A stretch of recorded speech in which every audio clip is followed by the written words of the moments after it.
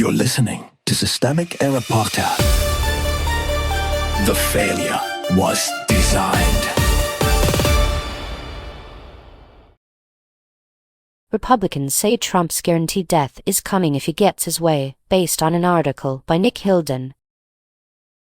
The filibuster is not the story. Trump's power grab is. The real decision-maker. Donald Trump is not casually vocal about Senate rules. He is pressing his party to raise the filibuster so he can force through a sprawling voter ID bill and the SAVE Act by raw majority power. That is the actual political event here, a president demanding that his party strip away the last meaningful break on legislative hardball so he can reshape elections in his favor. The Senate procedure is the instrument. Trump is the actor. Republicans are the enablers. The source article gets part of that straight, but the deeper truth is simpler than the procedural theater suggests. This is not a rules debate. It is an attempt to convert temporary power into durable electoral advantage. The weakest link is the party, not the rule. John Thune's math isn't mathing language is revealing because it accidentally tells the truth. The Republican conference does not have the votes. That is not a technical obstacle, it is a political refusal disguised as institutional caution.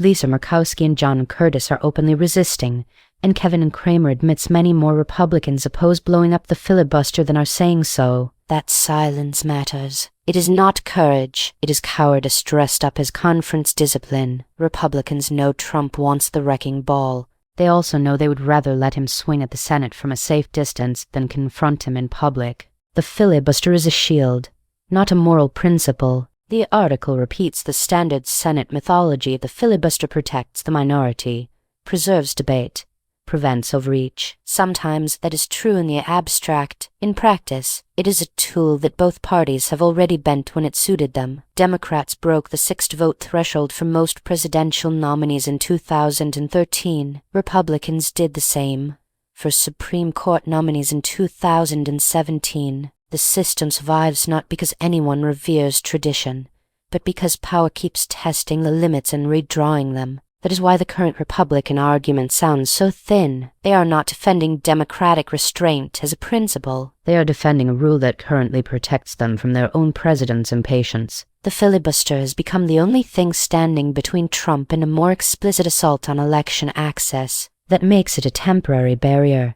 not a virtue. Trump wants minority rule with a majority mask. The substance here matters more than the Senate drama. The SAVE Act and the wider voter ID push are not neutral governance fixes. They are mechanisms for restricting access and forcing elections through a gate that benefits the party most invested in exclusion. Trump's demand to nuke the filibuster is part of the same logic. If the normal path is too slow or too unstable, just break the rule and legislate by force. This is the recurring pattern of authoritarian politics in institutional clothing. First comes the claim that the existing process is illegitimate or obstructive. Then comes the demand for extraordinary power to solve the obstruction. Then comes the attempt to make the temporary exception permanent. The target is never just a bill. It is the rules that let voters and legislators slow down the consolidation of power. Republicans know the cost. The most important detail in the source is not Trump's insistence. It is the Republicans' awareness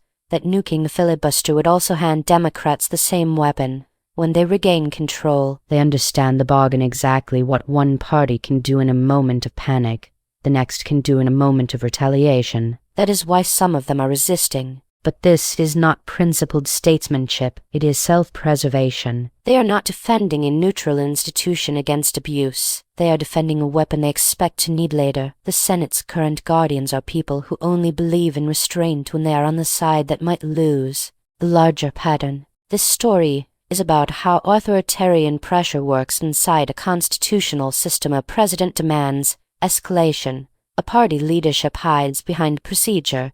And the press often turns the whole thing into a briefing on Senate math. That framing is too small. The real issue is that Trump is trying to use Republican control of institutions to narrow democracy itself, while Republicans debate whether to comply loudly or quietly. The filibuster is not the center of the story. It is the last exposed wire in a party infrastructure that has already accepted election manipulation as a legitimate objective. You've been listening to Systemic Error. Thanks to Alternet for today's article. With the automated voice of Kristen, thanks for listening.